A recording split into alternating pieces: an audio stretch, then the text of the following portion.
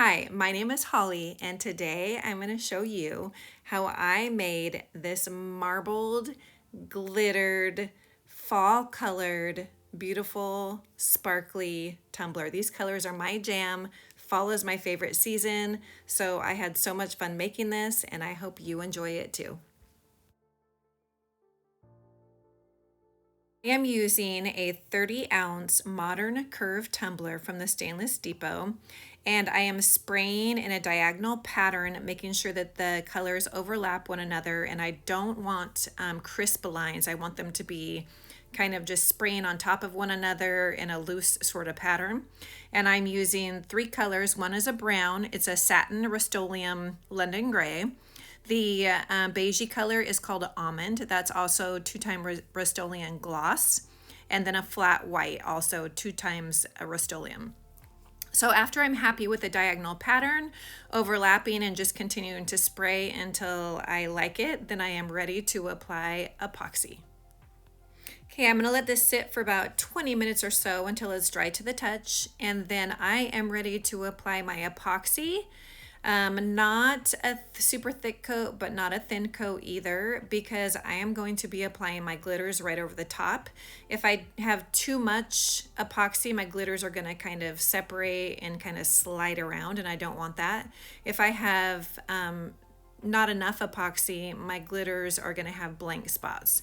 So I wanna make sure I have a medium coat of epoxy, and then I am ready to start distributing my glitters in a diagonal pattern, not necessarily to match exactly the colors of the spray paint, but though the spray paint lines are kind of a guide of where I want my darks and my lights, and I'm gonna overlap these as well, just like I did my spray paint. So I'm just starting in small little lines.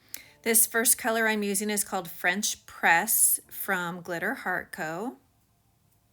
And I'm just kind of letting the tumbler turn, and this is a backwards way for me to apply the glitters because I'm right-handed, and so my spray paint lines normally go the opposite direction so that I can apply my glitters with my right hand in a different way. But so I'm kind of reaching over, and it's a little bit awkward, but I'm gonna mess up here in a minute, but I'm making it work.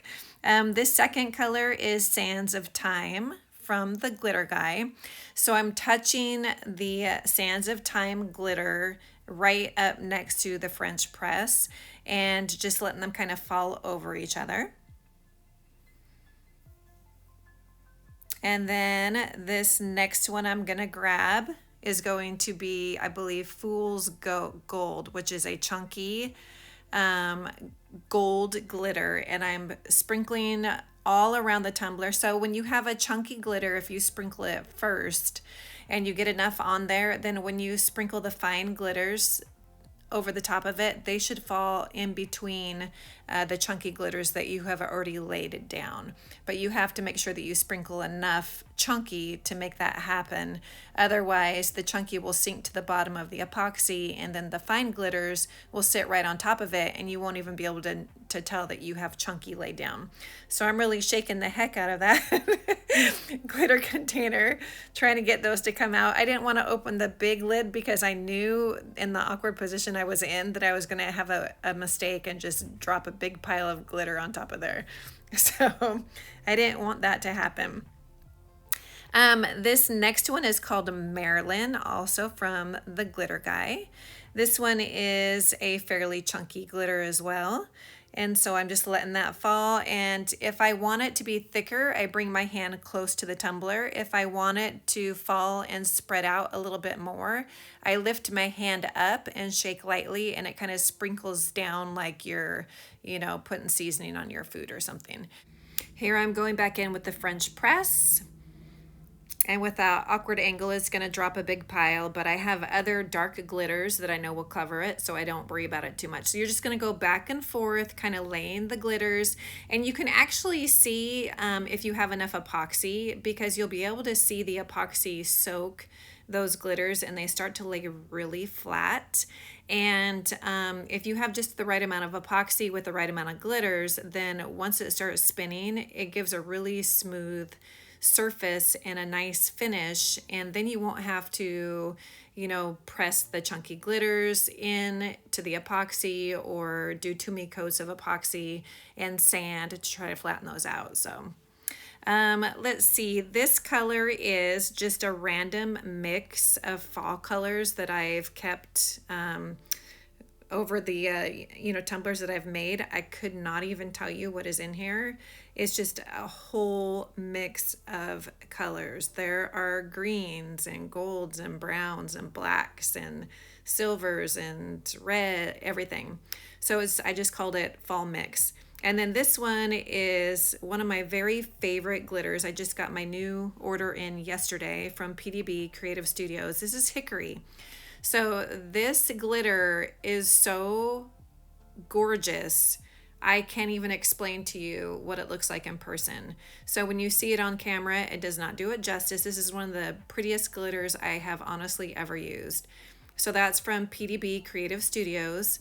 And no, I'm not an affiliate. No, they don't. They probably have no idea who I am, but I love their stuff.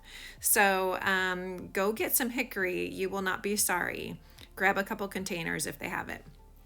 It was out of stock a while ago, and when it came back in stock, I grabbed it. And then this one again is Sands of Time. So I'm just alternating, staggering, going back and forth, trying to fill in little spaces, get the bottom of the tumbler. You don't want to leave that blank, and you can already see the nice soft shine of the glitters because they're falling into that epoxy and flattening out and creating a really beautiful glow. I'm not speeding up these little clips or cutting them out like I normally do because I want you to really see in real time how quickly you can glitter a tumbler and the, you know, a technique that I'm using to apply the glitter. Maybe you have your own technique that works or method. Would you call it technique or method? I'm not sure. But this is the way I do it. And then, so I just keep repeating, going back and forth. And then I like to finish off with a sporadic sprinkle of chunky right over the top, just in case there's any epoxy exposed, that those little chunky pieces can hit and sit nicely over the top. So this one's done, and since this was fast set epoxy, it's gonna cure pretty quickly. And then the next morning, if it lays flat enough, which in this case it did, then you can put your marbling right over the top of another layer of epoxy and you won't even have to sand. So I got lucky with this one and everything laid perfectly. If it did not lay flat, then your next coat of epoxy you would not be able to apply, or I guess you could, but you might have to sand in between the coats of epoxy.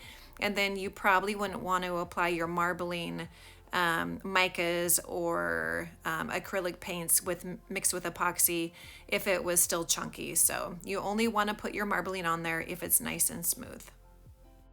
So that tumbler sat overnight, and now I am ready for my second coat of epoxy. And because all the glitters laid nice and flat, like I said earlier, so I am using fast setting epoxy again. I know that I'm gonna work pretty fast, so I'm not worried about it curing on me. If this is your first time doing marbling, you don't wanna use fast set, because if you're taking too long to lay those colors down or mix or whatever, your epoxy is gonna start to cure on you. It's gonna get really hot, and then it's gonna start to chunk up when you lay your mixtures down. That's happened to me before, and it's not fun. And then you have to put another layer of epoxy and then sand, and then it's just like a big thick mess. So I am working quickly. I'm only using 4 colors. In that first container, I actually mixed 2, a mica and a very fine glitter. Let me see what those colors were that I mixed. Let's see, I mixed, oh, no. Okay, so in that first container, I did dark scarlet mica powder. I got that from Amazon. I'll link it in the description. And then in the second one, no, I'm backwards. Hold on, let me look. In that first container, I mixed, it's pretty personal, Diamond Dust Copper with PDB Creative Studio Harvest Pigment Powder. In the second container, I mixed yellow gold mica powder from Amazon, and the third one is the dark scarlet. mica powder from Amazon. In that last container, I am mixing from the CrystaLac company champagne liquid mica. It's a metallic color. It's one of my favorites for the fall.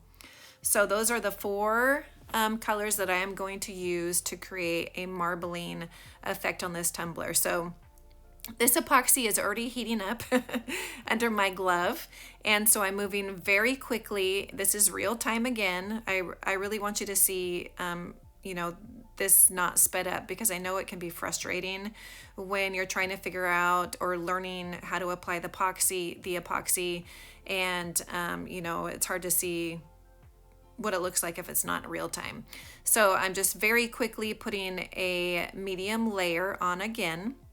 And then I'm gonna start applying those mica powder mixtures and the liquid micas very quickly, following the same left to right motion, but I'm gonna flip my tumbler so it starts to spin the opposite direction. Because like I said, I'm right-handed, so I work better if I'm working left to right rather than right to left.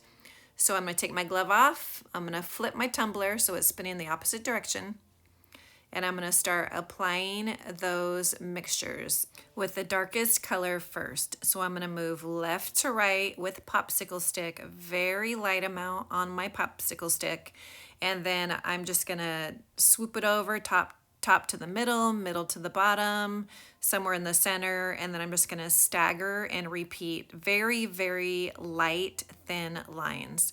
So this is the dark scarlet. Make sure you get the bottom two. And since the epoxy is fast setting epoxy, you already have that stringy appearance when you're using the popsicle stick, which is perfect. So I'm making sure that some of them touch a little bit so it looks like it's veining. Make sure you get some on the top, some in the middle. And I'm kind of following the dark glitter lines a little bit. This one is the copper, so that's the next darkest. So I'm placing some of the copper right next to the scarlet. Some of them I'm crisscrossing. Some of them I'm making sure that they touch and vein together. And you just want to repeat the same thing. So the next color is going to be the gold, or did I use the yellow? I think maybe I did the yellow next. Yep. And this one, I had a little whoops and it went kind of diagonal. That's okay.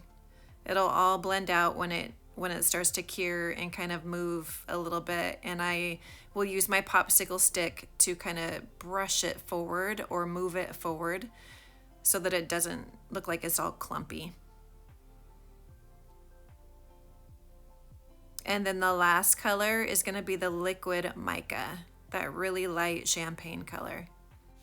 So after I move around the tumbler and I like the amount of the colors that I laid down, then I'm going to reverse my tumbler again, and then use the popsicle sticks that match the color to kind of move and position them where I want. If I feel like some areas are too thick, or maybe some lines are too straight and I want them to be a little more squiggly.